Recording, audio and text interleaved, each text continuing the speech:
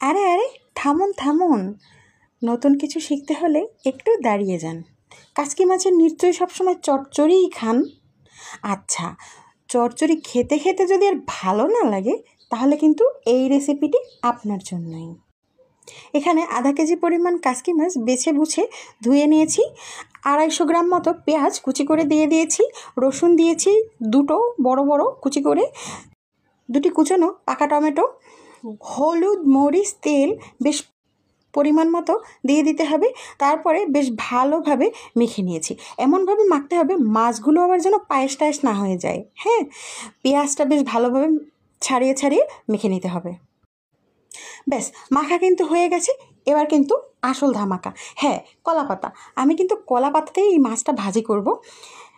আমি এখানে কলাপাতাটা ভালো করে ধুয়ে নিয়েছি এবং কলাপাতাটা যেন ছেঁড়াছুড়া না হয় ওইটা বেশ লক্ষ্য রাখতে হবে। তারপরে আমি এখানে একটু ভালো করে তেল মেখে টেখে নিয়েছি। মাছগুলোকে ভালোভাবে সুন্দর করে সমান করে সাজিয়ে দিতে হবে।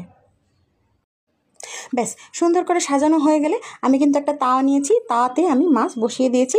এরপরে চুলার জালটা ধরিয়ে দিয়েছি। জাল কিন্তু একেবারে লোয়ে রাখতে হবে। চুলার ঢাকনা দিয়ে দিয়েছি। মাছ থেকে কিছুটা জল ছেড়ে এলে আমি কিন্তু ওই পর্যায়ে ঢাকনাটা একেবারেই তুলে ফেলেছি। আর কিন্তু আমি ঢাকনা দিবই না। বেশ সময় নিয়ে অল্প আছে মাছ ভাজতে হবে। ভাজতে ভাজতে যখন পাতার নিচটা একটু দাগ লাগা হয়ে আসবে, এই পর্যায়ে কিন্তু আমি একেবারে পাতাসহ মাছ সমস্তটা উঠিয়ে নিব। তারপরে আরেকটি পাতা নিব, সেই পাতাটি ভালোভাবে ধুয়ে তারপরে ওর উপরে দিয়ে এবারে আরেকটা প্লেট দিয়ে মাছটাকে কিন্তু উল্টে নিব।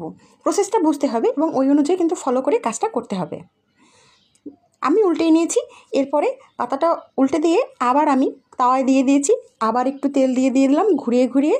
হ্যাঁ, মাছটা কিন্তু একেবারে শুকনো শুকনো করে ফেলা যাবে না, হালকা ভেজা ভেজা যেন থাকে।